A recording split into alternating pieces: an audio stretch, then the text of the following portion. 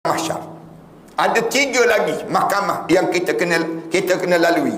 Sama ada di dunia, mahkamah di dunia.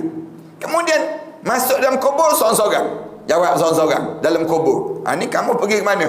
Kamu buat apa dia? Seorang-seorang kita dalam kubur seorang-seorang. Bangun di akhirat, tu ramai-ramai. Orang pun pakat tengok, masing-masing geleng kepala. Dia ni jahatnya, tak sangka dulu dia ni berserban, berjubah, tak sangka dia ni dulu tutup aurat elok, kemudian begini, rupanya begini perangai dia sampai di akhirat nanti. Na'udzubillah min zalik lah.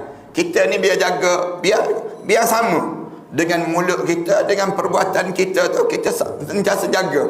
Kerana di dunia ni, mahkamah dunia ni ciptaan manusia. Allah bagi je. Satu Allah sebutkan melalui Rasulullah sallallahu alaihi wasallam. Siapa-siapa yang jadi hakim di atas dunia ni, daripada 3 orang hakim di atas dunia ni, 2 confirm masuk neraka. Seorang kaki dia tu sebelah dalam neraka dah. Siapa-siapa yang jadi hakim di atas dunia ni, kena ingat-ingat. Kamu bila kamu besar nanti, kamu nak kerja nanti, kamu kena betul-betul ingat yang ni. Di mana siapa-siapa yang memilih jadi hakim, dia jadi hakim di atas dunia ni, daripada 3 hakim, 2 hakim confirm masuk neraka. Satu lagi tu sebelah dah kaki dalam neraka, tinggal sebelah je lagi nak angkat masuk dalam neraka. Kenapa? Tidak berhukum dengan hukum Allah. Kalau tak berhukum dengan hukum Al-Quran dan hadis Rasulullah, sialah jadi hakim. Orang yang jadi hakim.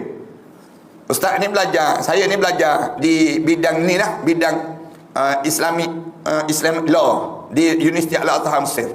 Ingat lagi waktu mana pensyarah mengajar dahulu, dia pesan, dia kata, kalau kamu balik ke negara kamu, dia pesan, pensyarah dia sebut, kalau kamu balik ke negara kamu tu tak ada undang-undang Islam, kamu jangan jadi hakim. Kamu jangan jadi hakim. Nanti nama kamu dah tertulis dalam neraka Allah Subhanahu Wa Taala. Penat kita.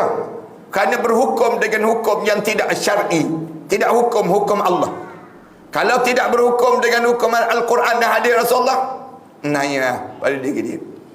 Tinggal satu lagi hakim. Satu tu pun Rasulullah kata sebelah dah kaki dalam neraka. Tinggal sebelah je lagi nak angkat kaki untuk dihumban ke dalam neraka Allah Subhanahu Wa Taala. Jaga siapa yang jadi hakim. Kenapa? Kalau tak sama dengan undang-undang yang diatur oleh Allah dalam Al-Quran dan hadis Rasulullah sallallahu alaihi wasallam. Nak tengok full video ada di sini.